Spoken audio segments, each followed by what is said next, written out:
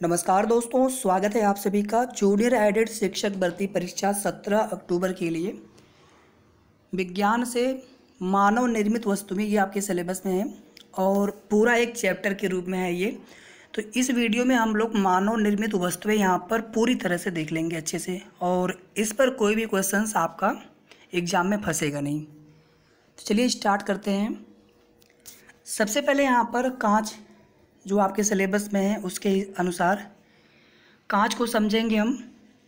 कांच बेसिकली होता क्या है? कांच आपको दिखता तो ठोस रूप में है, लेकिन ठोस वस्तुओं की जो प्रॉपर्टी होती है, जो उनके गुण होते हैं क्रिस्टली होने का, वो कांच में नहीं पाया जाता है। सबसे महत्वपूर्ण प्रश्न कांच से यही बन जाता है कि कांच एक क्रिस्टलीय पदार्थ है या फिर अक्रिस्टलीय पदार्थ है।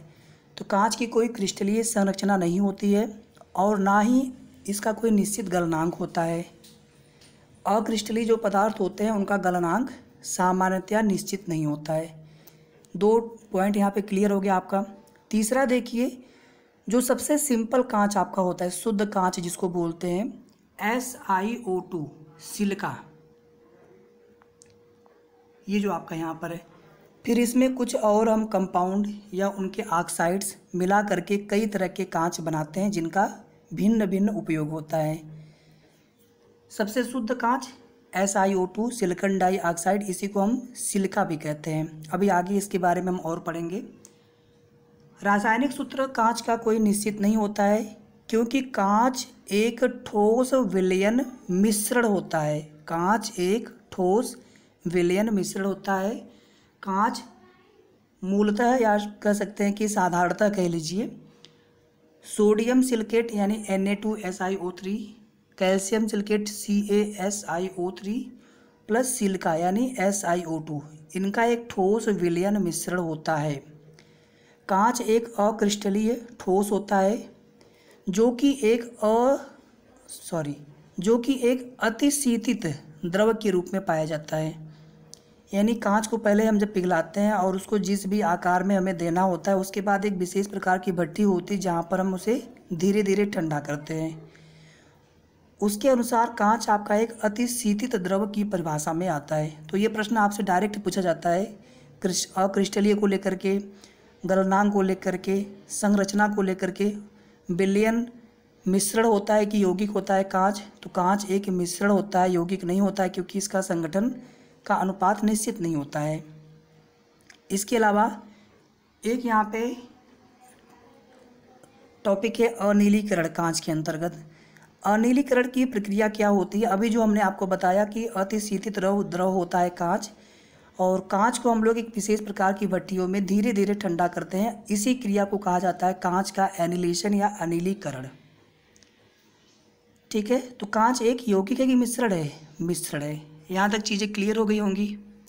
बहुत ही महत्वपूर्ण है, यहाँ से एक प्रश्न बनने के पूरे चांसेस है इन सभी बिंदुओं में से। इसके अलावा और कोई प्रश्न मुझे नहीं लगता कि कांच से संबंधित होगा। जो उसके विशेष परिभाषा वाले प्रश्न में या जो उसकी मूलतः संरचना वाला प्रश्न है। प्रकार देख लेते हैं। प्रकार के साथ साथ हम लोग इसका संगठन और उपयोग भी देखेंगे। इसको आपको बहुत ज़्यादा समझने की ज़रूरत नहीं, बस एक बार इसको आप देख लीजिए ध्यान से, और थोड़ा सा अगर आपके दिमाग में सेट हो जाए तो बहुत अच्छा होगा, क्योंकि यहाँ पे उपयोग करके ज़्यादा करके पूछा जाता है। कभी कभी इसका संगठन भी पूछ लिया जाता है। पेपर का लेवल आपका ठीक ठाक रहेगा तो तैयारी भी आपकी उसी तरह से होनी चाहिए। पहला है आपका फ्लिंट कांच। फ्लिंट कांच, और इसके अलावा एक प्रकाशीय कांच है। फ्लिंट कांच में लेड, ठीक है, इसमें लेड पाया जाता है, और प्रकाशीय कांच में रेड लेड पाया जाता है।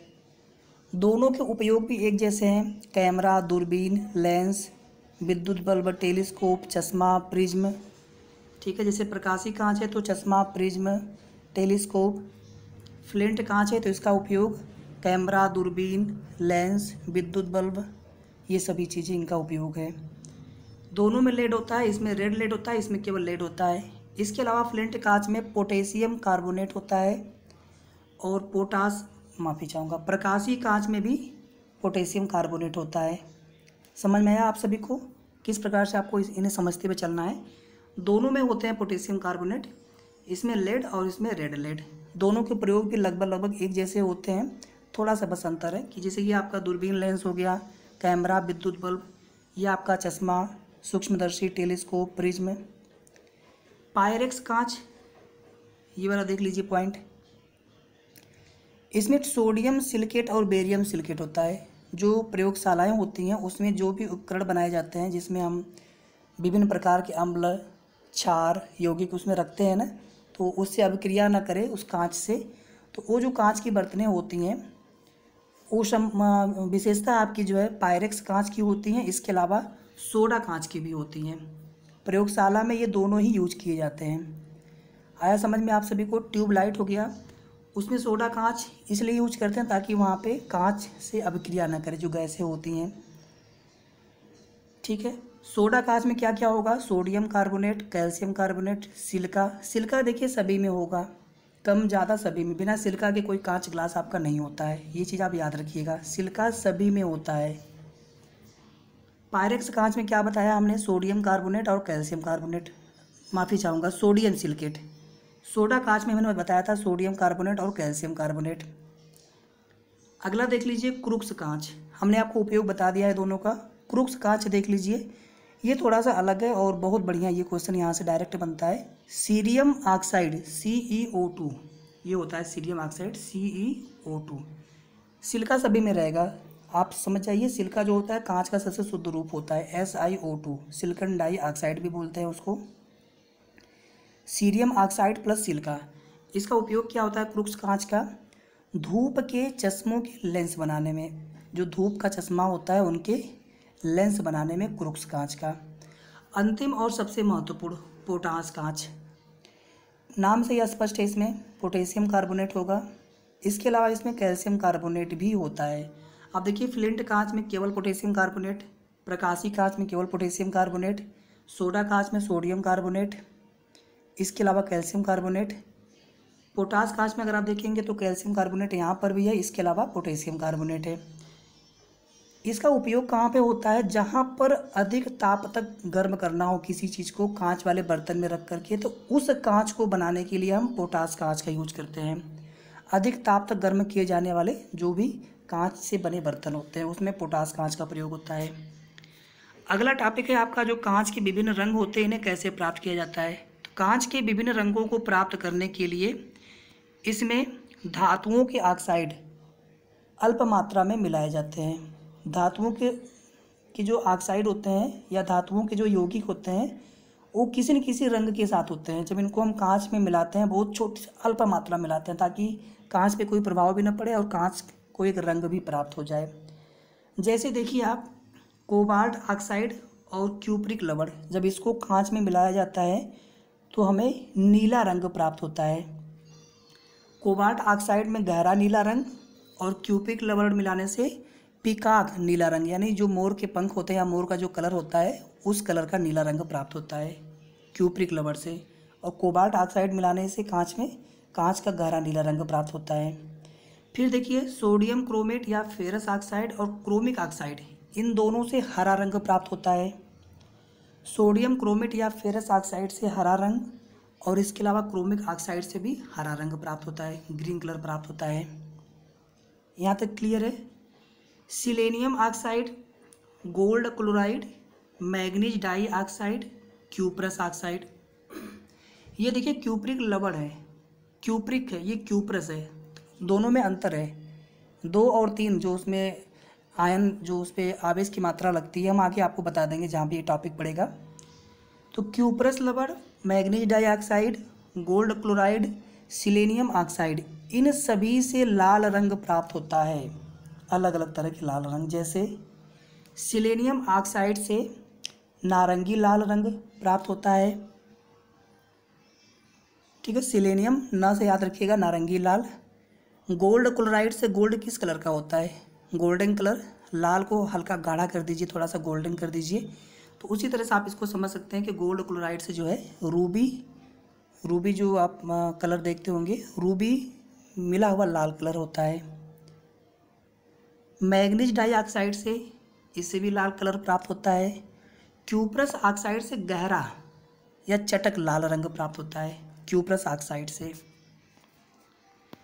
इसके बाद देखिए दो और बचे हैं, फेरिक ऑक्साइड और कैडमियम सल्फेट, जिनका हम उपयोग करते हैं कांच को रंग प्राप्त कराने के लिए।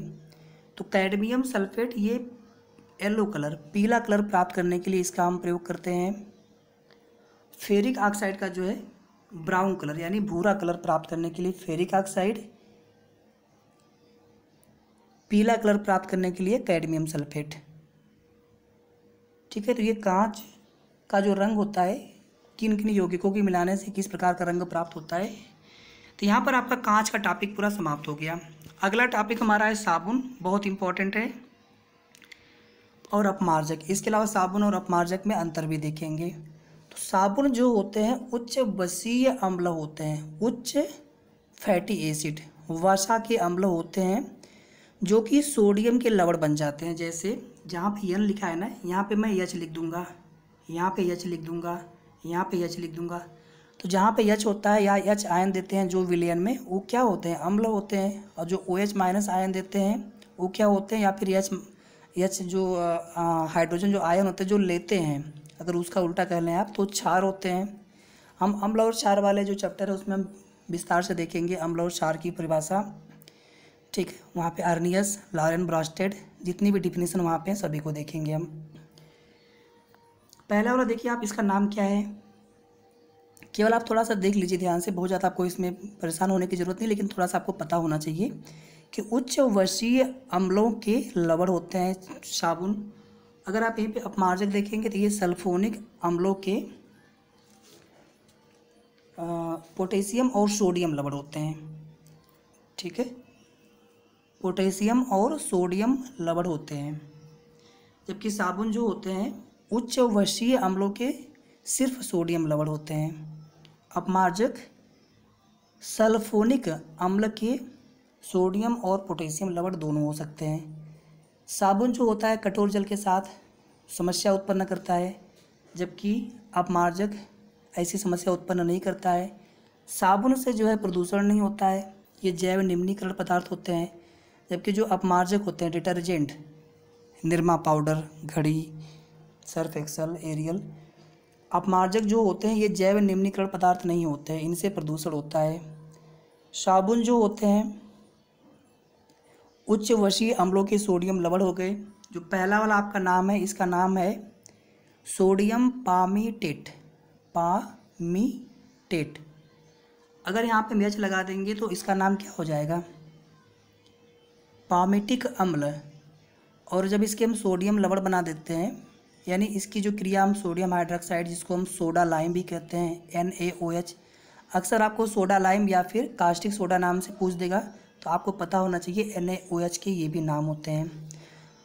अच्छा, अम्लों के राजा किसको बोलते हैं और अम्लराज किसको बोलते हैं? अम्लों के राजा H2SO4 को अम्लराज, जो कि HCl और HNO3 का मिक्सर होता है। तो पहला आपका हो गया सोडियम पामीटेट, जो कि पामीटिक अम्ल से बनता है। दूसरा हो गया आपका सोडियम स्टीयरेट, जो कि स्टीयरिक अम्ल से प्राप्त होता है।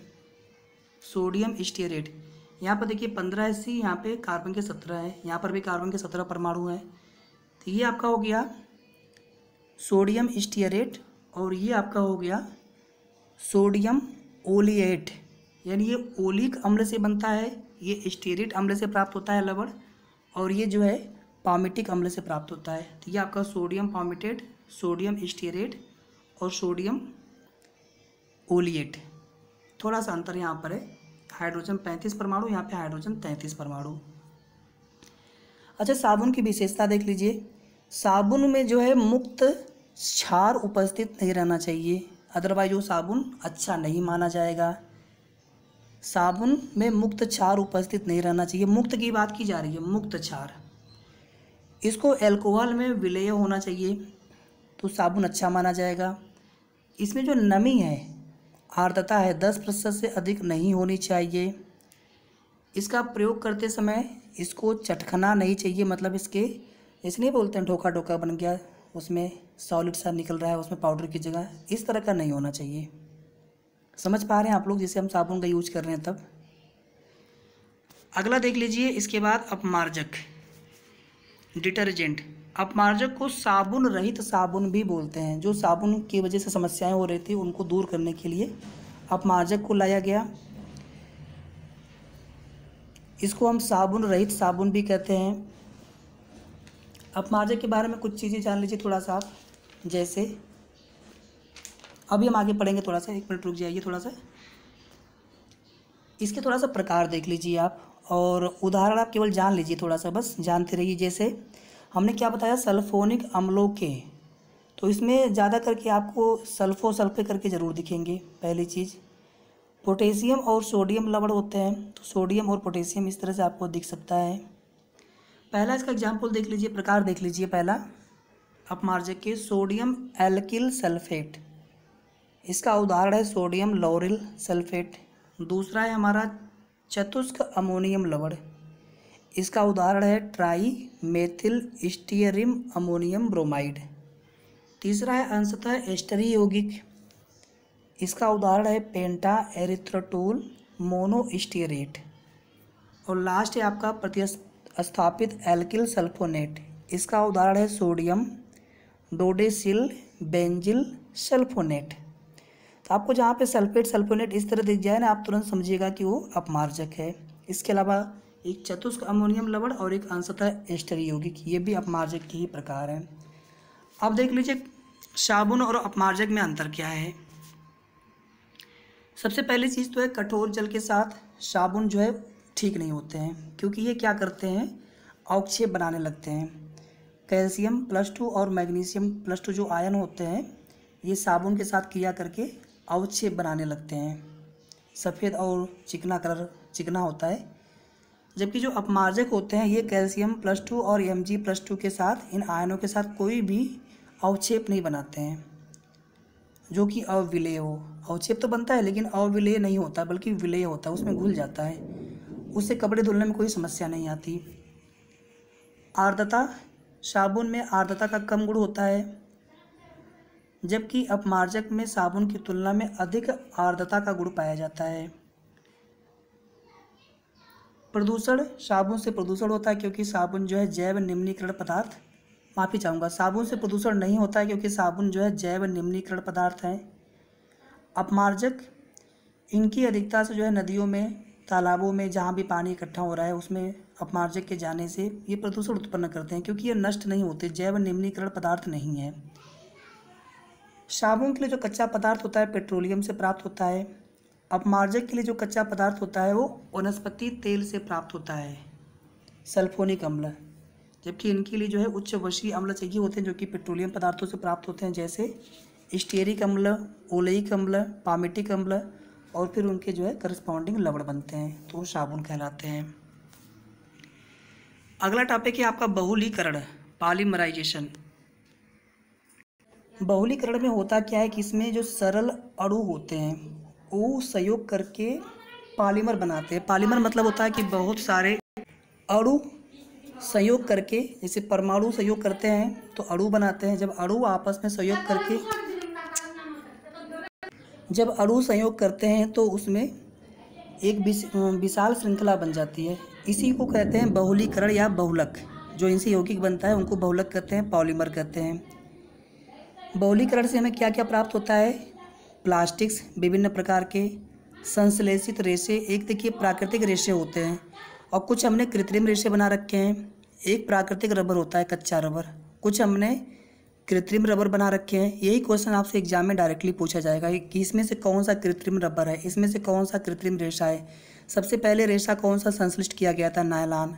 प्लास्टिक में जो प्रकार हैं जैसे थर्मोप्लास्टिक और थर्मोसेटिंग, इनके उदाहरण और इनके बारे में पूछ लिया जाता है। तो थोड़ा सा बस आप ध्यान से देख लीजिए, बहुत आसान है। सबसे पहले हम बात करेंगे प्लास्टिक को लेकर के। ये 2 प्रकार के होते हैं, थर्मोप्लास्टिक और दूसरा होता है थर्मोसेटिंग प्लास्टिक। तो जो प्लास्टिक होता है ये भी बहुलीकरण की प्रक्रिया द्वारा बनाया जाता है। असंतृप्त हाइड्रोकार्बनों, असंतृप्त हाइड्रोकार्बन यानी जहाँ पर कार्बन कार्बन के बीच में द्विबंध या त्रिबंध होता है।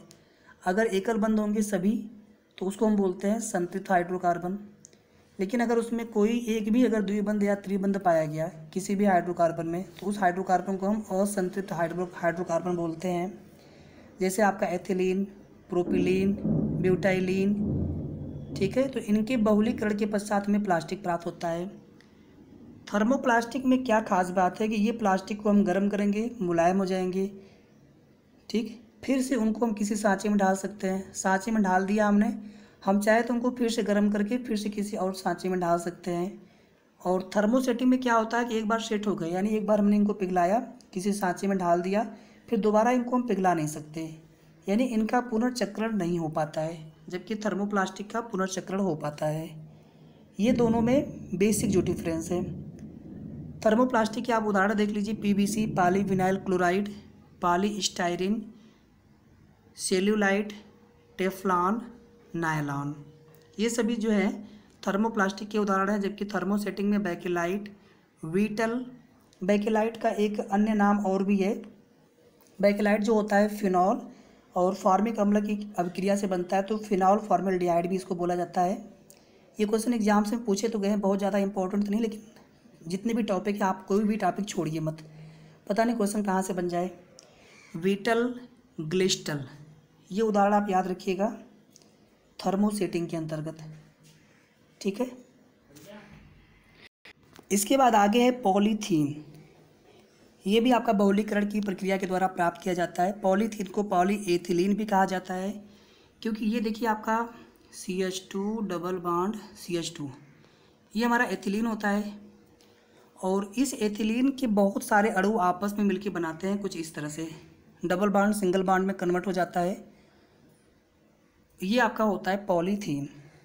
पॉलीथीन के बारे में खास बात क्या है, थोड़ा सा और जान लीजिए पॉलीथीन के बारे में कि उच्च दाब और उच्च ताप पर उत्प्रेरक यानी ऑक्सीजन की उपस्थिति में हमें एथिलीन या पॉलीएथिलीन प्राप्त होता है। इसके बारे में खास बात क्या है कि ये जो है अम्ल, क्षार और कार्बनिक विलायकों, जैसे आपका एल्कोहल हो गया, alcohol, ethyl alcohol, methyl alcohol, इनसे प्रभावित नहीं होता, पहली चीज़। दूसरी चीज़, विद्युत अचालक होते हैं। हमने यहाँ पर ताप के लिए नहीं बोला, विद्युत के लिए बोला। मुलायम होते हैं, जल प्रतिरोधी होते हैं। इनकी थैलियाँ, शीशियाँ, ट्यूब, पाइप, ग्लास, बाल्टी, तार के जो आवरण होते हैं, पैकिंग आदि में इनका प्रयोग किया जाता है। आप वीडियो को 1-2 बार 3 बार और देख लीजिएगा। मैं चीज़ों को रिपीट करूँगा तो वीडियो बहुत लंबा हो जाएगा। थोड़ा सा हम यहाँ पे जल्दी से, ज़्यादा समय नहीं लेना चाहते हैं आपका। हम सोच रहे थे कि 30 मिनट में आपका ये एक चैप्टर पूरा फिनिश हो जाए। इसके बाद आप लोग इसी वीडियो को आप 1 बार 2 बार 3 बार और देख लीजिए। ये पूरा आपका सिलेबस कवर है और मुझे नहीं लगता कि इससे बाहर इसमें कोई और प्रश्न बनेगा। बाकी आप लोग सेल्फ स्टडी से भी पढ़ते रहिए जितना आप लोग पढ़ सकते हैं, और प्रैक्टिस सेट्स हम आपको कुछ और कराएंगे जिसमें कुछ और प्रश्नों को शामिल करेंगे। यहाँ पर भी हमने कुछ क्वेश्चंस ले रखे हैं। अगला देख लीजिए टेफ्लॉन। टेफ्लॉन जो होता है टेट्राफ्लोरोएथिलीन का उच्च बहुलक होता है। ये जो होते हैं केमिकली निष्क्रिय होते हैं और उष्मा प्रतिरोधी होते हैं। जैसे कुकर का जो हैंडल होता है वो टेफ्लॉन का बनाया जाता है। कुकर कितना भी गर्म हो लेकिन उसका हैंडल गर्म नहीं होता क्योंकि वो टेफ्लॉन का बना होता है। ये डायरेक्ट प्रश्न इसी तरह से एग्जाम में पूछा गया है। तो निष्क्रिय होते हैं केमिकली, यानी रिएक्शन नहीं करते, उष्मा प्रतिरोधी होते हैं। इनका जो प्रयोग होता है, जो सांद्र अम्ल होते हैं या इसी तरह से जो ज्वलनशील द्रव होते हैं, उनको भरने के लिए जो पात्र बनाया जाता है, या जहाँ पे जिनको ये हो कि केमिकली रिएक्ट ना करे, जैसे गैस किट हो गया, सील हो गया, इन सबको बनाने में हम टेफ्लॉन का प्रयोग करते हैं। अगला आपका है polyvinyl chloride PVC, CH2 double bond CHCl, ये होता है vinyl chloride CH2 double bond CHCl। इससे भी ये डबल बॉन्ड सिंगल बॉन्ड में कन्वर्ट हो गया, ये बहुलक बन गया, इसी को हम बोलते हैं PVC। ये जो होते हैं विद्युत के अचालक होते हैं, मुलायम होते हैं, जल प्रतिरोधी होते हैं, यानी जल से प्रभावित नहीं होते हैं। तो क्या बनते हैं PVC के? सबसे जो आसान सा उदाहरण है, आप सभी लोग जानते हैं, PVC की पाइप्स आती हैं प्लास्टिक वाली, ग्रामोफोन, रिकॉर्ड, बैग हो गया, रेनकोट हो गया, इसके अलावा और बहुत सारे वाटरप्रूफ जो वस्तुएं होती हैं, खिलौने, बाल्टियाँ, डिब्बा आदि, ये सभी PVC के बनाए जाते हैं। पीवीसी किस में आता है? थर्मोप्लास्टिक में आता है, ध्यान दीजिएगा, माफ़ी चाहूँगा, थर्मोप्लास्टिक में आता है पीवीसी, जो कि पुनर्चक्रण इसका संभव होता है। ये उदाहरण आप जरूर अच्छे से याद रख लीजिएगा, PVC, polystyrene, celluloid, Teflon, nylon, ये सभी आते हैं थर्मोप्लास्टिक में। थर्मोसेटिंग में बैकेलाइट हो गया, विटल, ग्लिस्टल, ये सभी थर्मोसेटिंग में आते हैं। तो थर्मोप्लास्टिक ज़्यादा अच्छा होता है क्योंकि इनका पुनर्चक्रण, रिसाइकलिंग इनका पॉसिबल होता है, और आज के ज़माने में रिसाइकलिंग बहुत ज़रूरी है। अगला देख लीजिए, पॉलीप्रोपिलीन। पॉलीप्रोपिलीन के बारे में जान लीजिए। यहाँ पे हमने लिख भी रखा है CH3 CH double bond CH2, ये है प्रोपिलीन। मेथिलीन, एथिलीन, प्रोपिलीन, ये तो बहुत आसानी से आप लोग नाम समझ गए होंगे इसका स्ट्रक्चर। इसका प्रयोग कहाँ पे होता है? ये भी बहुलक हो गए प्रोपिलीन के। इनका जो प्रयोग होता है, जो गद्दियों के जो सीट कवर होते हैं, रस्सी हो गया, पाइप हो गया, बोतल हो गया, ये सब बनाने में। अगला आपका है पॉलीस्टाइरीन। पॉलीस्टाइरीन, ये हम लोग जो है विभिन्न प्रकार के जो बहुलक हैं, उनके प्रकार हैं, उनके बारे में यहाँ पे अध्ययन कर रहे हैं। तो पॉलीस्टाइरीन, ये स्टाइरीन का बहुलक होता है। पॉली का मतलब ही होता है बहुत सारा।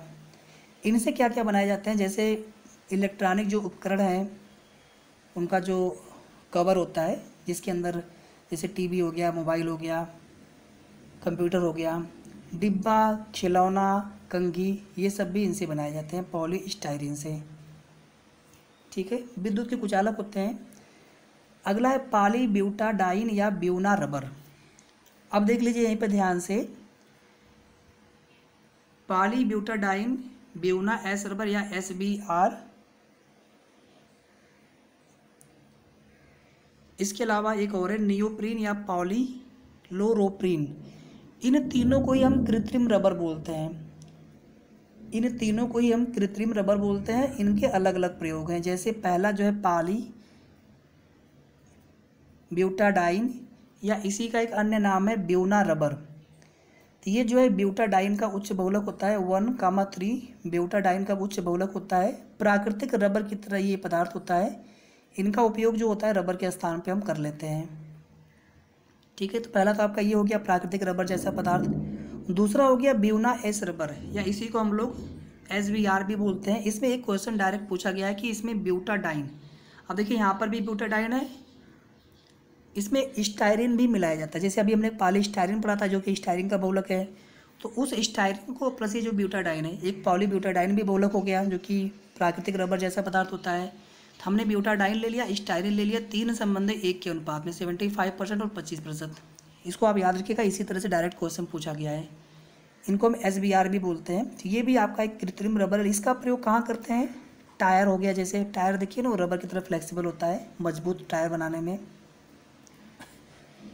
नियोप्रीन या जो पॉलीलोरोप्रीन है, ये जो है क्लोरोपीन का उच्च बहुलक है। इसको भी हम कृत्रिम रबर की तरह प्रयोग करते हैं। जैसे बेल्ट, जो हमारा बेल्ट पहनने वाला होता है, या अन्य बेल्ट होते हैं। पाइप हो गया, जो कि रबर की तरह फ्लेक्सिबल होते हैं।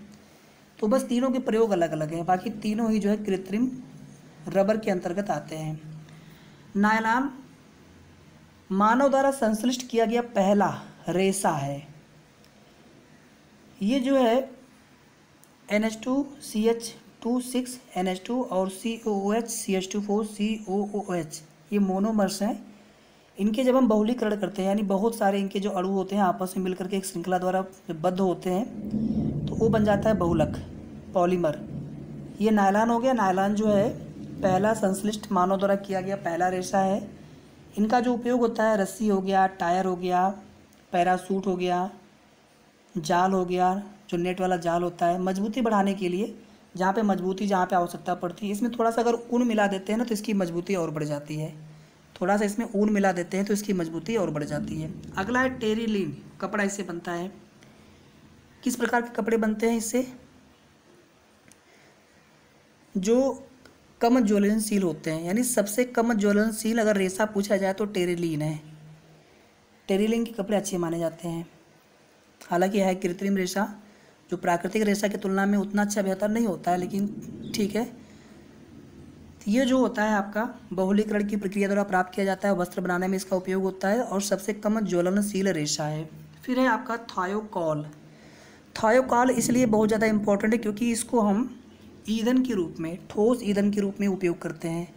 डाइक्लोरोइथेन और पॉलीसल्फाइड के पॉलीमराइजेशन के द्वारा हमें कृत्रिम रबर, जिनसे पाइप, टंकी आदि बनती हैं, फिर इस थायोकॉल को ऑक्सीजन मुक्त करने वाले पदार्थों के साथ जब मिश्रित कर देते हैं, जो प्रोपेलर जहाँ पे ईंधन जलता है, तो प्रोपेलर में इनको ठोस ईंधन के रूप में हम प्रयुक्त कर लेते हैं।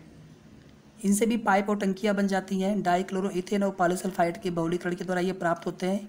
ये भी कृत्रिम रबर की तरह इनको कहा जा सकता है। ऑक्सीजन जिनमें होता है, ऐसे ईंधनों के साथ मिला करके इनको हम ठोस ईंधन के रूप में भी प्रयुक्त कर लेते हैं। बेकेलाइट, जो कि थर्मोसेटिंग प्लास्टिक है, बेकेलाइट, बीटल, ग्लिस्टल, ये सभी। बेकेलाइट जो होता है, मैंने आपको ऑलरेडी बता दिया है कि फिनॉल और फॉर्मेल्डिहाइड को मिला करके बेकेलाइट बनता है, प्लस इसमें सोडा लाइम भी मिलाया जाता है। इन तीनों की जो है पॉलीमराइजेशन के बाद जो है बेकेलाइट प्राप्त होता है। सोडा लाइम यानी NaOH। बेकेलाइट से क्या क्या चीज़ें बनती हैं, जैसे आपका बाल्टी हो गया, मग्गा हो गया, इलेक्ट्रॉनिक उपकरण हो गया, उनके जो कैबिनेट होते हैं, ये सभी बेकेलाइट।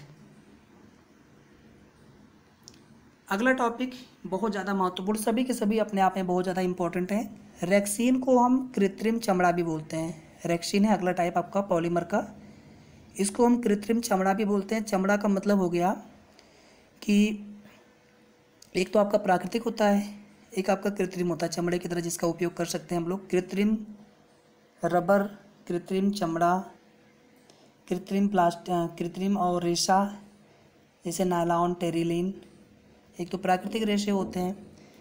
तो रेक्सीन जो होता है कृत्रिम चमड़ा है, इसको जो है वनस्पतियों से प्राप्त सेलुलोज से प्राप्त किया जाता है। सेलुलोज से ही वनस्पति जो कोशिकाएं होती है, उनकी वाल भित्ति, उनकी जो दीवारें, उनकी जो सेल भित्ति होती है, कोशिका भित्ति बनती है।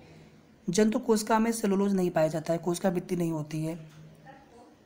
मुझे लग रहा है कि आप सभी को ये चीज़ पता रहा होगा पहले से। फिर रेक्सीन जो है, इसको जो कैनवास होता है उस पर मिला करके, उस पर लगा करके पायरोक्सिलीन का लेप लगा करके तैयार किया जाता है। ठीक है, तो वनस्पतियों से प्राप्त सेलुलोज से इसको बनाया जाता है। यह कृत्रिम चमड़ा है रेक्सीन। अगला है आपका रेयान। रेयान से ही विस्कस रेयान भी बनता है। ये दोनों ही जो होते हैं, इनका संश्लेषण हम लोग सेलुलोज से करते हैं। सेलुलोज से बने कृत्रिम जो रेशे होते हैं उनको रेयान कहते हैं। ये जो होते हैं कृत्रिम रेशा है, और इनका जो निर्माण होता है सेलुलोज से होता है। कृत्रिम रेशा हो गया ये, और इनका जो निर्माण होता है सेलुलोज से होता है। सेलुलोज मतलब जैसे कैसे हम प्राप्त करेंगे, जैसे कागज़ की लुगदी हो गई, लकड़ी की लुगदी हो गई। फिर इसको जो है सांद्र और ठंडा सोडियम हाइड्रोक्साइड यानी सोडा लाइम NaOH CO2 से उपचारित करते हैं। फिर इस विलयन को जो है छिद्रित धातु बेलनों में भर करके तनु सल्फ्यूरिक अम्लों में गिराया जाता है, तो वहाँ से हमें लंबे लंबे रेशे, फाइबर, तंतु प्राप्त होते हैं। अच्छा, एक चैप्टर और भी है आप में रेशम जो निर्माण वाला है, कताई और बुनाई। कताई कब होती है, जब तंतु से क्या प्राप्त करना होता है, तंतु या रेशे या जो फाइबर होते हैं, जब उनसे हम लोग जब उनसे हम धागा बनाते हैं, और धागा को जब बुनना शुरू करते हैं, कपड़ा बनता है, तो उसको हम बुनाई बोलते हैं। पहले कताई फिर बुनाई, वो हम लोग डिस्कस करेंगे बाद में। तो लंबे लंबे जो तंतु इनके बन जाते हैं, फाइबर बन जाते हैं, यानी जो लुगदी हो गई कागज़, लकड़ी वगैरह की रेयान बनाने के लिए, इनको हम कृत्रिम रेशा भी कहते हैं। सेलुलोज से इनका निर्माण होता है। इनको जो है सांद्र और ठंडे सोडा लाइम और कार्बन डाइऑक्साइड के साथ उपचारित करते हैं। उसके बाद इसको छिद्रित धातु बेलनों में भर करके डाइल्यूट सल्फ्यूरिक एसिड में मिलाया जाता है, तो इनसे जो है लंबे लंबे फाइबर बन जाते हैं। इसी को विस्कस रेयान भी कहा जाता है। लास्ट है आपका पॉलीएस्टर, नाम से क्लियर है एस्टर, तो ये भी पॉलीमराइज संश्लिष्ट रेशा है। और बेसिकली बस इतना जानते रहिए कि जो इसकी जो स्वरूप इसका होता है, किस प्रकार से प्राप्त होता है, जो एस्टर समूह होते हैं उनके पॉलीमराइजेशन से। और पॉलीएस्टर का उपयोग कहाँ होता है, कपड़े बनाने में, साड़ियाँ बनाने में, पर्दे बनाने में। एक देखिए टेरिलीन, उनके भी कपड़े बनते हैं। पॉलीएस्टर, इनके भी कपड़े बनते हैं। रेयान, इनके भी कपड़े बनते हैं। एस्बेस्टास, अग्निरोधी, जिनको फायर वाले सब यूज करते हैं, उनसे भी कपड़े बनते हैं। एस्बेस्टास वाला क्वेश्चन बहुत बार पूछा गया है। प्राकृतिक बहुलक क्या होते हैं? प्राकृतिक बहुलक वे बहुलक होते हैं जो प्राकृतिक स्रोतों से प्राप्त होते हैं। इन्हें कृत्रिम रूप से बहुलीकृत करने की आवश्यकता नहीं होती है, क्योंकि ऑलरेडी जो है ये प्राकृतिक बहुलक हैं। जैसे आपका प्राकृतिक रबर या कच्चा रबर हो गया। आइसोप्रीन का जो प्राकृतिक बहुलक होता है रबर, आइसोप्रीन। इसके अलावा ऊन हो गया, चमड़ा, ठीक है, सभी में रेशम होते हैं, सभी जो है तंतु होते हैं उनके अंदर, चमड़े के अंदर भी तंतु होता है, इसी वजह से तो चमड़ा मजबूत होता है। चमड़े के देखिए नगाड़े वगैरह बनाए जाते हैं, जूता चप्पल। प्रोटीन हो गया, स्टार्च, रुई या फिर कपास या कॉटन, ये सभी आपके प्राकृतिक बहुलक हैं। और इन सभी का जो संश्लेषण होता है प्राकृतिक रूप से होता है। रुई जो है इनमें से वो सेलुलोज का प्राकृतिक बहुलक है। ध्यान दीजिएगा, रुई जो है सेलुलोज का प्राकृतिक बहुलक है, वो वनस्पति से प्राप्त होता है। इसके अलावा ऊन, चमड़ा, रेशम, प्रोटीन, स्टार्च, ये सभी क्या हैं? जंतुओं से प्राप्त होते हैं, ठीक है। जंतुओं से प्राप्त जो बहुलक होते हैं उनसे ये सभी प्राकृतिक बहुलक जो प्राकृतिक रूप से जिनका निर्माण, जिनका संश्लेषण होता है। अब जल्दी से यहाँ पे हम कुछ क्वेश्चन कर लेते हैं। जैसे एक क्वेश्चन पूछा गया है पायरेक्स के बारे में। अगर आपको याद होगा, पायरेक्स में सबसे ज़्यादा तो नहीं कह सकते हैं, सबसे ज़्यादा जो सिलिकॉन डाइऑक्साइड या सिलिका होता है 96%, जहाँ पे हम यूज करते हैं। इसका प्रयोग कहाँ पे किया जाता है? हीट शील्ड में, यानी जहाँ पर ताप सह, जैसे जो अंतरिक्ष यात्री होते हैं वो लोग इसका प्रयोग करते हैं, जो इनसे ग्लास बनता है, जिसमें 96% सिलिका होता है। और अगर सबसे शुद्ध सिलिका की बात किया जाए उसको कहा जाता है फ्यूज्ड सिलिका, जिसमें 100% सिलिका होता है। सिलिका ही बेसिकली ग्लास होता है, कांच होता है। ये सबसे अधिक जो है गर्मी को सहने की क्षमता रखते हैं। 96% जो वाला होता है कांच बनाते हैं, उसको अंतरिक्ष यात्री प्रयोग करते हैं। 80.5% सिलिका वाला, इसमें जो है कम तापीय विस्तार पाया जाता है, ये भी गर्मी प्रतिरोधी वाले होते हैं पायरेक्स। 80.5% सिलिका, ग्लास में 96%, फ्यूज्ड सिलिका में 100%, जो कि सबसे अधिक गर्मी प्रतिरोधी, इनको सबसे शुद्ध भी कहा जाता है। कांच में जो है मैग्नीशिया यानी MgO, मैग्नीशियम ऑक्साइड, इसको मैग्नीशिया भी कहा जाता है, याद रखिएगा। एल्यूमिना या aluminium oxide Al2O3, NaOH, soda lime, sodium hydroxide, caustic soda, सब इसी के नाम है। इन तीनों का मिक्सर मिलाया जाता है कांच में, किस लिए? रासायनिक अस्थायित्व के लिए, केमिकली परमानेंट बनाने के लिए। एक देखिए जो लेड ग्लास होता है, इसका जो मुख्य घटक होता है लेड, शीशा में लेड। एक देखिए कांच अलग हो गया, लेड अलग हो गया, थोड़ा सा आप ध्यान दीजिएगा, ठीक है। लेड मतलब हो गया Pb, और सिलिका यानी SiO2 जो कांच है। तो लेड जो ग्लास होता है इसको हम विद्युत प्रतिरोधी जो पदार्थ बनाने होते हैं वहाँ पे प्रयोग करते हैं। एल्यूमिनोसिलिकेट उच्च तापमान वाले, यानी थर्मामीटर हो गया, जैसे जो अधिक तापमान तक जहाँ मेजर करना होता है, उस प्रकार के जो बर्तन या उस प्रकार के जो खोल या पदार्थ बनाने होते हैं उनके उच्च तापमान वाले, लगभग 650 डिग्री सेंटीग्रेड तक ये तापमान को सह सकते हैं। ये क्वेश्चन डायरेक्ट पूछा गया है। एल्यूमिनोसिलिकेट उनको बोला जाता है, उनसे बनते हैं ये अप टू 650 डिग्री सेंटीग्रेड उच्च तापमान वाले थर्मामीटर बनाने में। हेयर कंडीशनर सभी लोग यूज करते होंगे, केस कंडीशनर, ये किससे बनता है? एक अनायनित अपमार्जक है, यानी आयनित नहीं, अनायनित अपमार्जक है, जिसका नाम है सेटिलाइमेथिल अमोनियम ब्रोमाइड। सेटिलाइमेथिल अमोनियम ब्रोमाइड, ये जो है केस कंडीशनर इनको कहा जाता है। सेटिलाइमेथिल अमोनियम ब्रोमाइड अनायनित अपमार्जक है। तो अनायनित अपमार्जक होते हैं, ये क्वेश्चन डायरेक्ट पूछा गया है कि आयनित होते हैं कि अनायनित होते हैं, धनावेशित होते हैं कि ऋणावेशित आयनित होते हैं, ऐसे भी पूछा गया 4 ऑप्शन दे करके। तो उसमें अनायनित वाला अपमार्जक ये करेक्ट आंसर होगा। हेयर कंडीशनर अपमार्जक के बारे में हमने आपको पहले ही बताया था कि सल्फोनिक अम्लों के सोडियम या फिर पोटेशियम लवण होते हैं। प्लास्टिक के कुछ गुण देख लीजिए, अक्रियाशील होते हैं, हल्के होते हैं, बहुत लंबे समय तक चलते हैं, ख़राब नहीं होते जल्दी, विद्युत के कुचालक होते हैं, ऊष्मा की नहीं। तो दोस्तों इस तरह से ये आपका चैप्टर यहाँ पे समाप्त हुआ, और मुझे नहीं लग रहा कि अब इसमें मैंने कुछ टॉपिक छोड़ा है आपके लिए। हाँ, इतना ज़रूर है कि इनसे कुछ और भी तरह के प्रश्न बन सकते हैं। जिन्हें हमें थोड़ा सा और भी देखने की आवश्यकता पड़ेगी बाद में, तो हम इनके प्रैक्टिस सेट्स भी आपके लिए लेकर के आएंगे। कुछ क्वेश्चंस के सेट, हम प्रैक्टिस सेट नहीं बल्कि कुछ क्वेश्चंस के सेट लेकर के आएंगे, ठीक है। अगले वीडियो में हम लोग पढ़ेंगे कार्बन और उसके यौगिक, जिसमें कार्बनिक, अकार्बनिक यौगिक, उनके उपयोग, उनके प्रकार और उत्कृष्ट गैसों के बारे में। उम्मीद करता हूँ कि आपको ये वीडियो बहुत अच्छा लगा होगा और आपको ये पूरी चीज़ें आपके दिमाग में सेट हो गई होंगी। अब इनसे जो भी प्रश्न बनेंगे, कोई भी प्रश्न आपका एग्जाम में गलत नहीं होगा। तो वीडियो को प्लीज़ सभी लोग ज़रूर लाइक कर दीजिएगा, शेयर भी कर दीजिएगा, और जितना हो सके आप लोग शेयर करने के बाद सभी जो फ्रेंड हैं आप सभी लोग चैनल को सब्सक्राइब भी ज़रूर कर लीजिएगा। आप हमारा शिक्षक भर्ती वाला पेज लाइक और फॉलो कर सकते हैं। लिंक जो है इसका डिस्क्रिप्शन में भी आपको दिया गया है और कमेंट में भी पिन करके दिया गया है। आप कहीं से भी लिंक पर डायरेक्ट क्लिक करके ज्वाइन कर सकते हैं। तो बहुत जल्द मिलते हैं नेक्स्ट वीडियो में। हमारे पास जितना भी समय बचा है इसमें हम लोग पूरा सिलेबस देखेंगे, मैथ्स का भी, साइंस का भी, जितने भी सिलेबस हैं।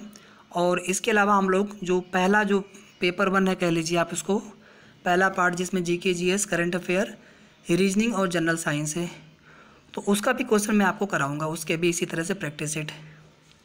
बहुत बहुत धन्यवाद आप सभी का।